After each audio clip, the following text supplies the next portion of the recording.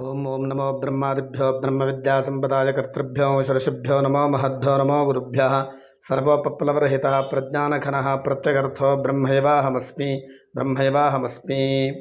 ನಮಸ್ಕಾರ. ಕಾಟಕೋಪನಿಷತ್ತಿನ 2ನೇ ಅಧ್ಯಾಯದ 1ನೇ ವಲ್ಲಿಯ 8ನೇ ಮಂತ್ರ ಆರಂಭವಾಗ್ತಾ ಇದೆ.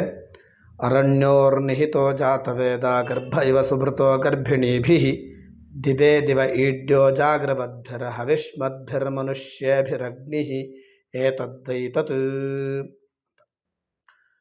ಅರಣ್ಯೋರ್ನಿಹಿತೋ ಜಾತವೇದ ಗರ್ಭ ಇವ ಸುಭೃತೋ ಗರ್ಭಿಣೀಭಿಃ ದಿವೇ ದಿವ ಈಡ್ಯೋ ಜಾಗ್ರವದ್ಭಿರ್ಹವಿಷ್ಮದ್ಭಿರ್ಮನುಷ್ಯೇಭಿರಗ್ನಿಃ. ಗರ್ಭಿಣಿಯರಿಂದ ಒಳ್ಳೆಯ ಆಹಾರಗಳು ಸೇವಿಸಲ್ಪಟ್ಟು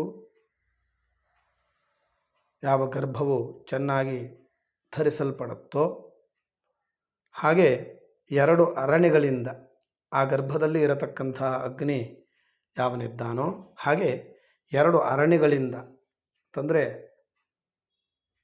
2 ಮರಗಳನ್ನು ಉಜ್ಜಿದಾಗ ಹೇಗೆ ಅಗ್ನಿಯು ಉತ್ಪತ್ತಿಯಾಗ್ತಾನೋ ಅಂತಹ ಅಗ್ನಿಯು ಅದರಲ್ಲಿ ಹುಟ್ಟಿರತಕ್ಕಂತಹ ಜಾತವೇದನು ಹಾಗೆ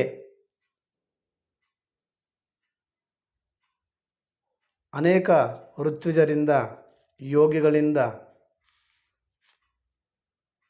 ದಿನದಿನವೂ ಸ್ತೋತ್ರ ಮಾಡಲ್ಪಡ್ತಾ ಇರತಕ್ಕಂತಹ